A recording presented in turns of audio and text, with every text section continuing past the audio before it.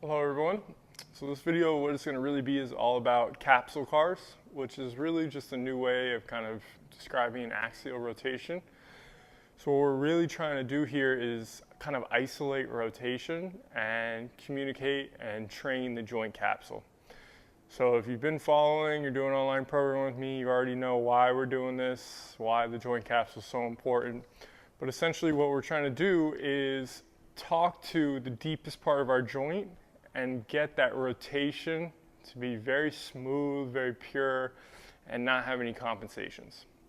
While you're doing this, I want you to think that there's almost a stake or some sort of pole that goes down through the knee all the way into the hip, and that line is going to stay solid the whole time. It's not going to change.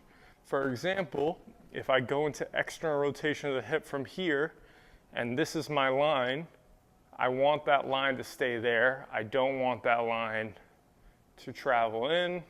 I also don't want that line to travel out.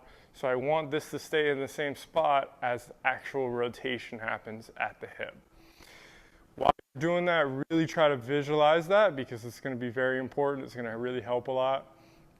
And essentially you're going to be doing these from as many angles as you can come up with that are pain-free. But I'll show you a couple of the main ones. When would you do these? All day, as many as you can.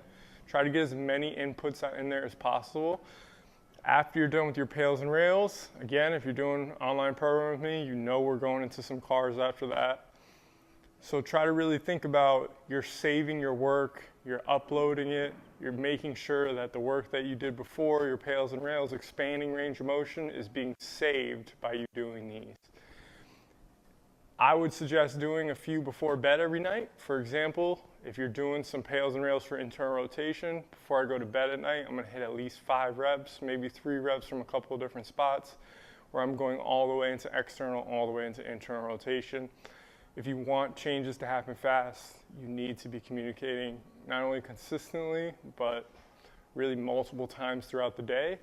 And you also need to do some reps that are loud enough to where you're really going to be forcing some adaptation. What I mean by that is definitely do some reps. Maybe your 5th rep is 100% tension. You're squeezing everything. You're working really hard. There's a high level of radiation in order to achieve that. So let's go ahead and go into a few of them. The first one that we're going to do, you're just going to be lying flat on your back. I'll try to video it this way so that you guys can see. So once I get flat on my back, I'm just going to flex my hip to 90 degrees. There's no pain or pinching in the front at all. From there, I'm going to consider as if I'm thinking about that same line, and I'm going to externally rotate my hip. Again, your first rep might just be to here. Maybe use a little bit more tension on your second, and you get a little bit more. From that end range of external rotation, I'm going to go ahead and slowly internally rotate. Maybe your first rep might stop here, then use a little bit more tension and really open up into your end range of internal rotation. So there's one nice little standard rep that you can do from there, maybe 3 to 5. Next one, we can start adding abduction. So from here, I can go across. Say I did 5, 10, 15 degrees out. I can go ahead and do a couple reps there. I can do them here. So that would just be the same thing. If I needed a little feedback, I could keep my finger here, in and out. I could work at my end range of abduction, so I could come all the way out to the side, external rotation, internal rotation. And remember, I'm looking for just those rotational movements, not for abduction, flexion, or any of those other kind of representations of compensations. So there's a standard way on your back. The exact same thing could be done standing. So you can go through just like you would do your hip cars, quadruped, side lying. Show you that right now. So if I wanted to stress the outside of the hip working a little bit more, I could have it fight gravity directly. So as gravity's pushing down, this tissue has to work to keep the hip up. So I can do the same thing here. Internal rotation. I'll get blocked for external rotation. So I can work abduction. Now I can get full external rotation, full internal rotation here. Same thing that we did on the ground.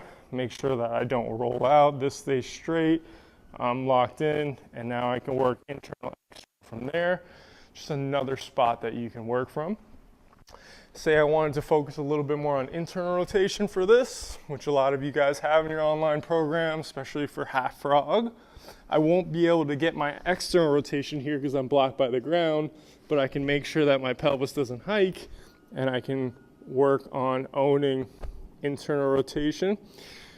From there, I can also bring my legs straight in, as if I was getting my hips IR'd at the clinic, and I can work on hitting internal and external from here, just making sure that everything isn't coming along for the ride. So that's another option for your capsule cars for your hip. You can literally come up with them from any single stance you can think of. It's just a matter of really owning that rotation. Take your time, go slow, multiple inputs every single day.